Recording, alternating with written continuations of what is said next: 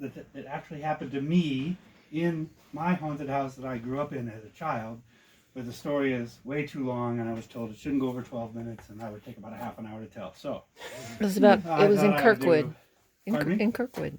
Yeah, I lived in Kirkwood, and it was house was anyway. This is a different story, so I hope you like it. It's really kind of fun. My eyes hang heavy as I pushed open the door and trudged into the first floor of the century-old David E. Jones and Sons Financial Services building, now ironically run by his great-great-granddaughter or something like that. Yesterday was all introductions and training.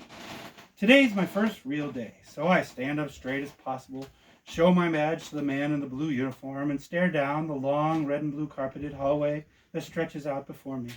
But all my mind can think of is coffee. I need coffee. I check my iPhone. 15 minutes early. The break room, I remember, is ahead somewhere.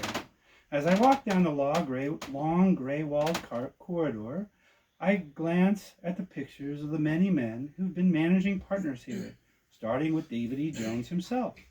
Just before the break room is the photo of the current leader, Sandra Jones Carmichael, the only woman on the wall. I stop and stare at the portrait for a moment.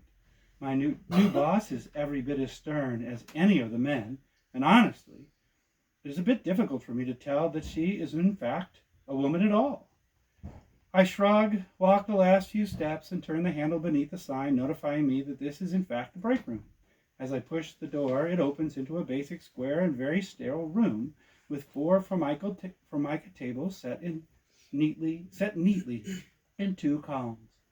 Tucked beneath them are 24 red plastic chairs with sturdy and shiny metal legs, three on each side of each table. It was almost as if no one used this room. To my left is a swinging door that leads me into the little kitchen. It's empty. No one gets coffee here before work, I thought. I turn left to the machine, tall, button-filled, and daunting. How to use it was not part of yesterday's training. Let's see, I can do this.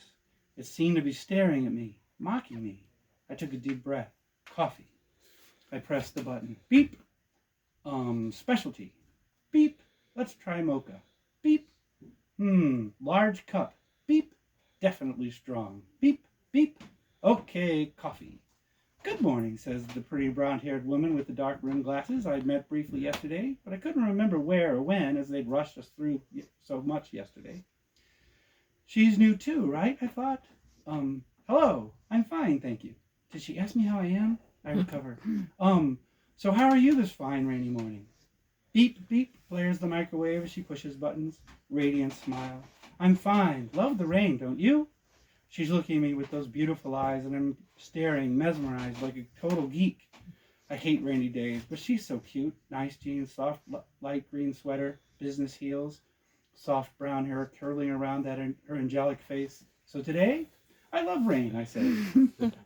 Great for the plants. Gurgle, gurgle, I turn. Coffee is running out of my cup, pouring onto the floor. Oh, I mean rats. She giggles. I'll get towels, she says, as she turns towards the sink. I can't help but admire her. Pop, pop, pop, then smoke from the microwave. Your breakfast. I don't know her name. It's burning. I rush the few feet behind her. We touch. I pull open the microwave door, and billows of smoke pour out into my face. Behind me, the coffee keeps coming. She turns, eyes wide, and presses buttons. The microwave's still cooking. I slam the microwave door. Bang! It doesn't help. More smoke. She begins to cough. The coffee maker beeps. The microwave beeps twice. Ice and chilled water stream out of the refrigerator. The tile floor is becoming a mocha mess. Another bang. The swinging door to the room is closed. She runs to it. It's locked. How is it locked? I ask. She pushes and screams. Help! There's no answer. The toaster begins to pop up and down, first in its place and then hopping across the counter toward us, glowing red inside. What's going on? Her voice is panicked as she sloshes back toward me through the rising mush on the floor. That's going to electrocute us. I'll get it. I move toward it from the microwave as she turns and tries in vain to stem the tide at the coffee machine, still pouring out scalding liquid onto the tile floor. As the toaster hops at the counter's edge, I grab it. Ouch! I burn my hand, but manage to push it back. Still hopping, coming at us, glowing red inside. Beep, beep, says the coffee maker. Beep, beep, beep, replies the microwave. Then beep goes the fridge. Beep, answers the blender, which spins its blade, vibrating faster and faster on the counter. Beep, says the refrigerator. More ice and water pour onto the floor. Her voice is frenzied. Where are they plugged in? Damn, I realize. They're hardwired into a central system so you can order your coffee from anywhere and it'll be ready when you get here. It was nearly a quote from my training when I asked about coffee yesterday. I grab the blender, but the glass pitcher breaks in my hands. Shards cut me. The blades turn on me. I can't get it.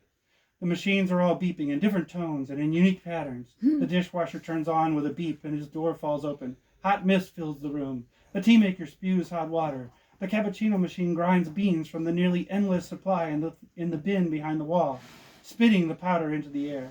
Black smoke, coffee dust.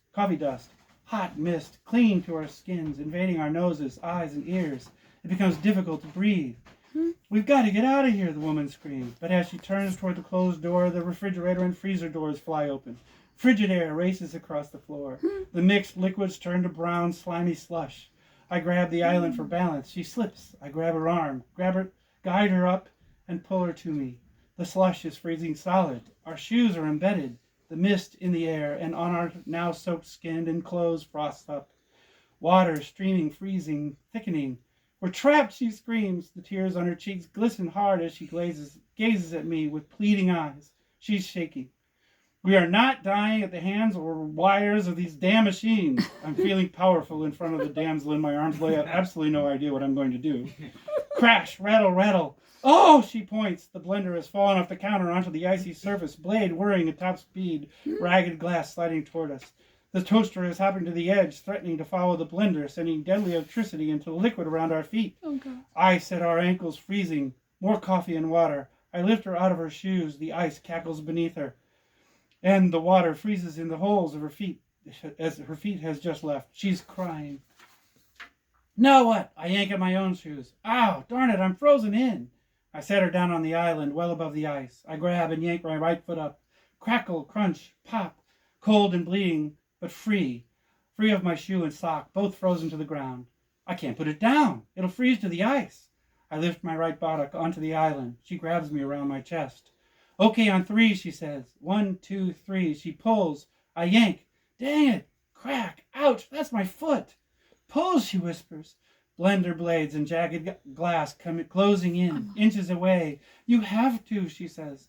The toaster hopping at the edge, teetering, threatening to fall, to electrocute me. With the woman holding my chest, I yank my foot hard. Crack! My ankle dislocates, but moves. Pull, the toaster is going over. The blender is inches, blades spinning, broken glass. Again, crackle, crinkle, and then pop. I'm free, just as the blades clip my toes, and the toaster crashes into the liquid and ice.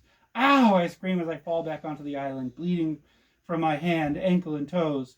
My feet are blue, bruising quickly, pain ripping like shards of glass up my spine. Smoke is surrounding us. It's hard to see, hard to breathe. She's coughing. Frozen mist clings to our clothing. The woman's lips are turning blue. Shane, I scream out loud at myself. Pull it together. The window, her small, quivering voice says. Yes, it's summer. She hands me a frozen apple from the spilled pile of fruit. I turn and whip it at the window, and the glass shatters. The door to the kitchen opens. All we can do is stare. It's the managing partner, Sandra Jones Carmichael, and she is mad. No more coffee. The refrigerator slams its doors. The dishwasher closes. The toaster cools and the blender stops spinning. The ice defrosts as quickly as it had frozen, liquid pouring out of the kitchen into the sitting area around Miss Carmichael's large shoes.